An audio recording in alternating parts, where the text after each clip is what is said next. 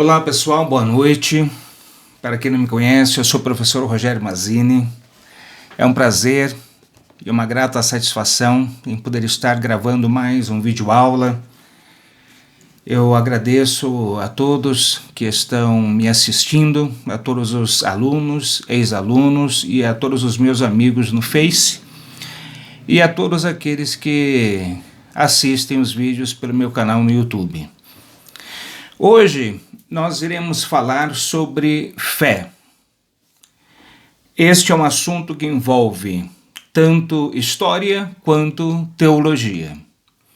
Eu tenho observado uma mania, né? Os professores, os colegas professores de história que estão me assistindo podem validar o que eu vou falar agora, né? Nós somos muito observadores, né? E por vezes a gente se pega dando uma viajada no tempo e a gente percebe que a história ela também é cíclica, ela se repete em vários momentos. E estamos vivendo este momento tão complicado, tão difícil, tão sofrido com o coronavírus, esta peste, este maldito vírus que tem devastado tantas vidas pelo mundo afora e também aqui no nosso amado Brasil.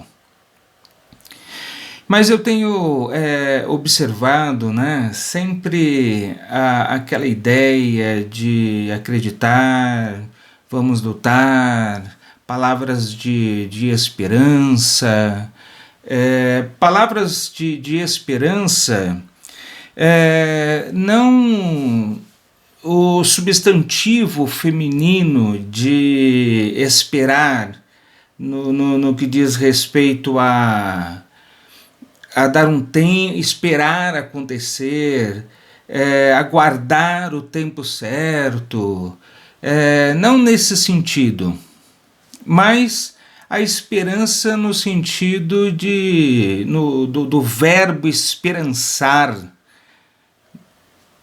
sempre uma ideia de buscar a vitória, esperar pela vitória, a ideia de almejar, de sonhar, e então de agir no sentido de se defender ou atacar, sempre com essas conotações. Isso me faz lembrar que a religiosidade na raça humana remonta aí por volta de 4.000 anos antes de Cristo, em que os clãs, né, grupos familiares de mesma descendência, dos mesmos ancestrais, eles não tinham o hábito de trocar aquele bate-papo da cultura, de trocar cultura, né? No entanto, eles já tinham um temor dentro de si, de achar que, inclusive, ter como divindades a chuva, o trovão,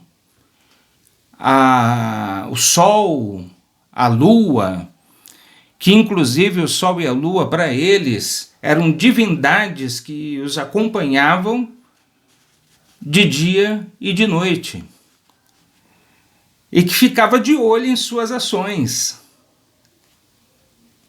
em sua procedência, em seus erros, acertos. Olha a questão da ideia de de moralidade nascendo, né? Aquela questão. Olha aí a questão de ética nascendo, né? Mesmo que eles jamais imaginavam que um dia se chamaria dessa forma, mas a questão do certo ou do errado, essa noção já vem desde aquele tempo. Então, a questão de ter fé, de acreditar em alguma coisa, em alguém, já é algo bem antigo. E, trazendo para os nossos dias, a fé, para que você tenha uma ideia, na nossa língua mãe, que é o latim, que deu origem à língua portuguesa, fides, fé, fides, do latim. E que tem esses 3 itens aqui como principais significados do latim: a confiança, a crença e a credibilidade.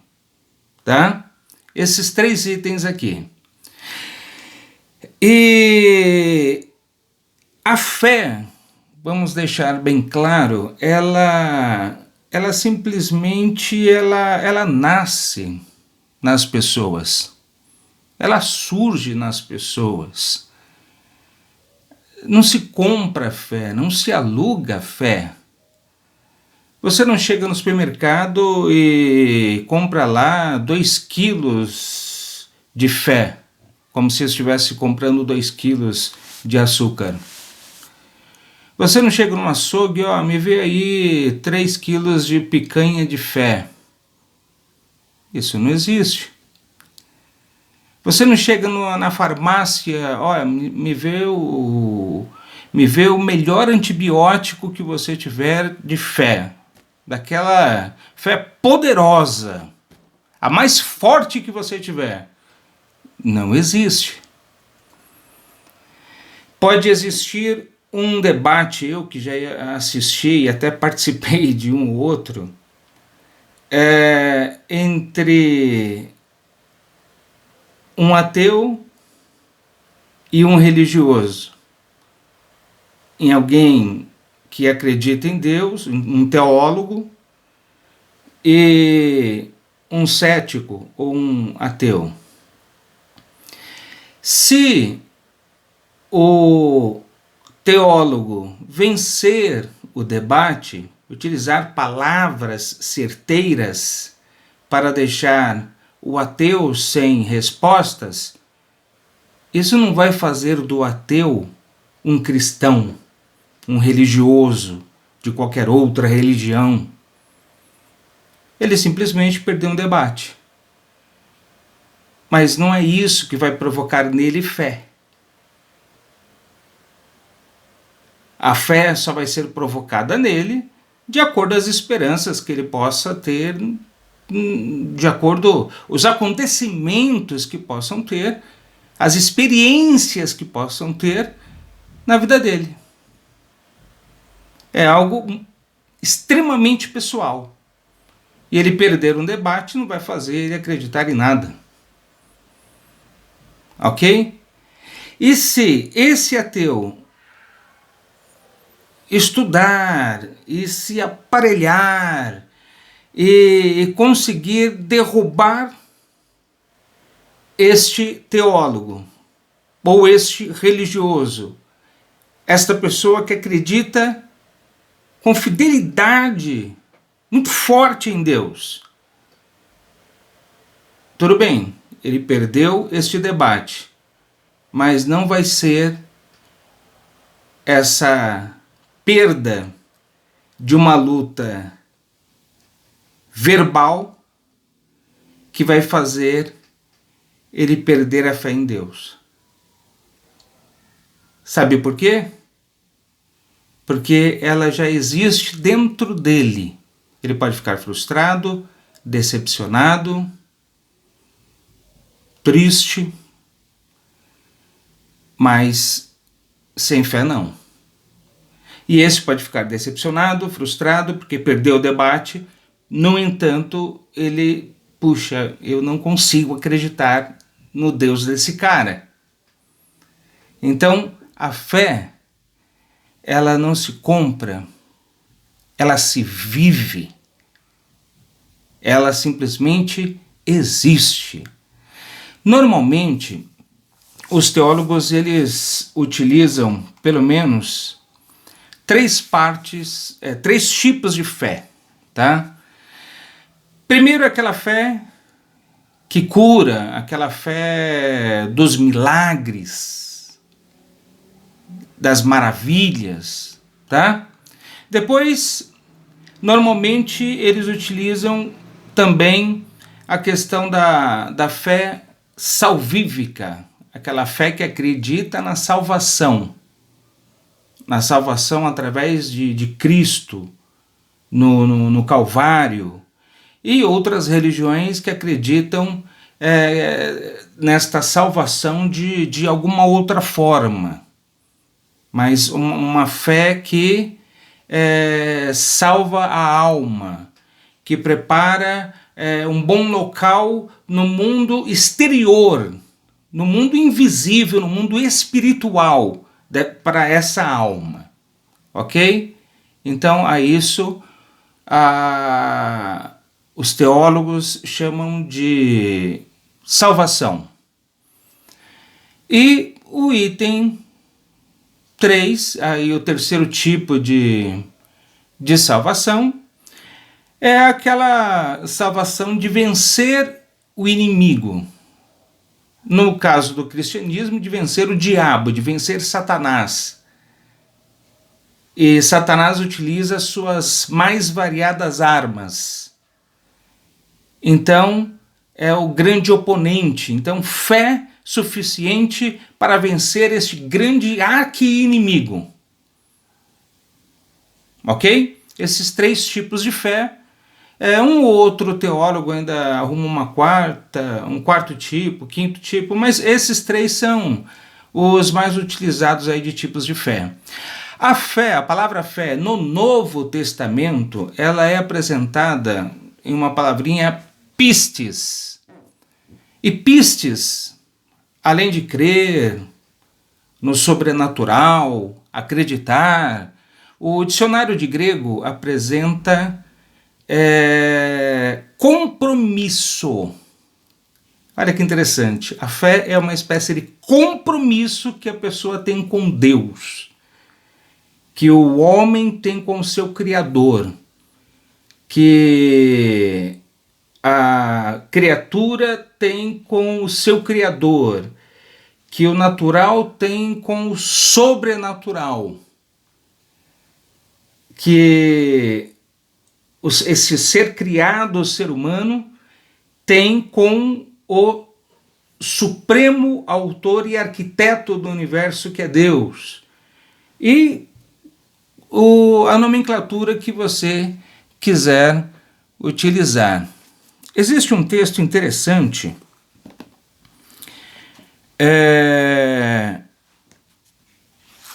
de Hebreus, capítulo 11, eu acho que esse é um dos textos mais utilizados pelos cristãos, sejam católicos ou evangélicos. Eu nem iria ler, porque às vezes a aula, quando eu utilizo textos, né, e faço a leitura de textos, pode se tornar mais cansativa. Mas, olha lá, Hebreus capítulo 11, versículo 1. Ora, a fé é o firme fundamento das coisas que se esperam e a prova das coisas que se não veem. É como se o autor deste livro aos Hebreus, ele mesmo tivesse com dificuldade de apresentar uma definição de fé, um conceito de fé. Tamanha a importância deste sentimento que é a fé, né?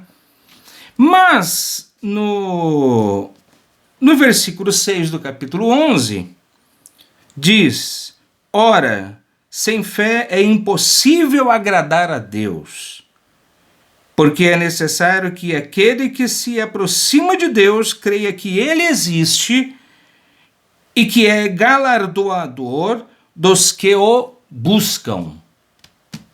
Interessante isso. E existe um outro texto lá de Abacuque. O versículo mais utilizado pelos cristãos, principalmente pelos pregadores evangélicos avivalistas, é Hebreus capítulo 3 e versículo 2. Hebreus não. Abacuque capítulo 3 e versículo 2. Eu ouvi, Senhor, a tua obra e temi. Aviva ao Senhor a tua obra no meio dos anos a notifica e na ira lembra-te da misericórdia. Então, muitos pregadores pentecostais utilizam este texto para pregar o avivamento na igreja, né? Uma alegria, aí mais esperança, mais fé, mais credibilidade, mais ânimo espiritual, mais alegria no espírito e tal. Inclusive o próprio deputado federal Marco Feliciano, ele é um pregador, ele é um pastor pentecostal, ele é avivalista, né? E ele mesmo já utilizou várias vezes esse texto. Interessante. Em Abacuque, capítulo 3, o versículo 17 ao 19, Abacuque apresenta uma fé, olha que bacana. Eu estou falando de fé porque eu tenho visto isso no povo brasileiro. O povo brasileiro, ele sofre, mas eu vejo, né, pessoas das mais diferentes religiões. Eu sou um professor da área de humanas, história, sociologia, então eu fico na observação, eu tenho aquilo como aprendizado, como experiência, eu vejo as coisas e eu já busco aquilo, o que eu posso aprender com aquilo e o que eu posso usar, né, utilizar em aula, transformar aquilo em conhecimento. E eu tenho visto que o povo brasileiro é um povo com muita fé, com muita esperança. É um povo que às vezes reclama bastante ou critica bastante, né? No entanto, a esperança e a fé que move esse povo é realmente impressionante.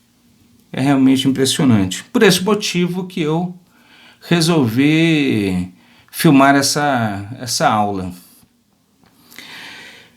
Abacuque capítulo 3, versículo 17, que neste momento a Bíblia, as Sagradas Escrituras, é minha fonte histórica, o meu documento principal.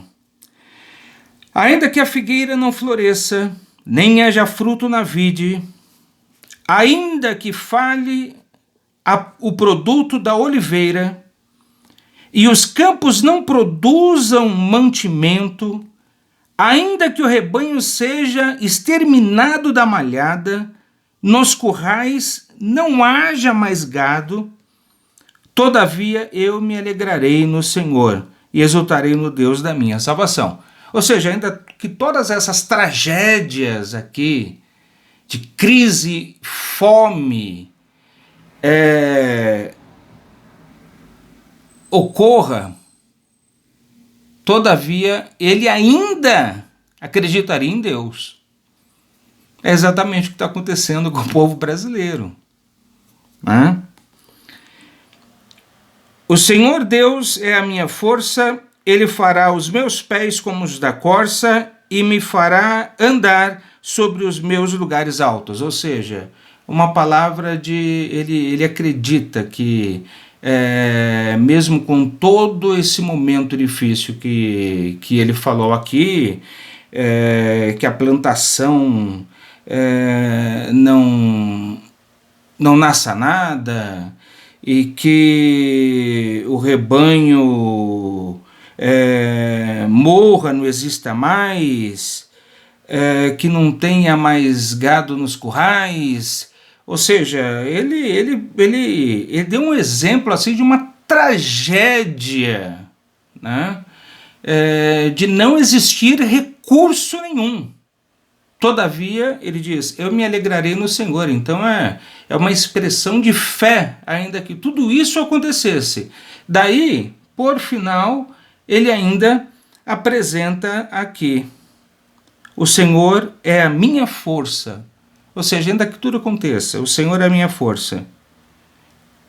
Ele fará os meus pés como os da corça e me fará andar sobre os meus lugares altos. Ou seja, me dará a vitória apesar de tudo isso. Isso é que é esperança, isso é que é fé, né? Então, é algo que sempre fez parte também da história, né?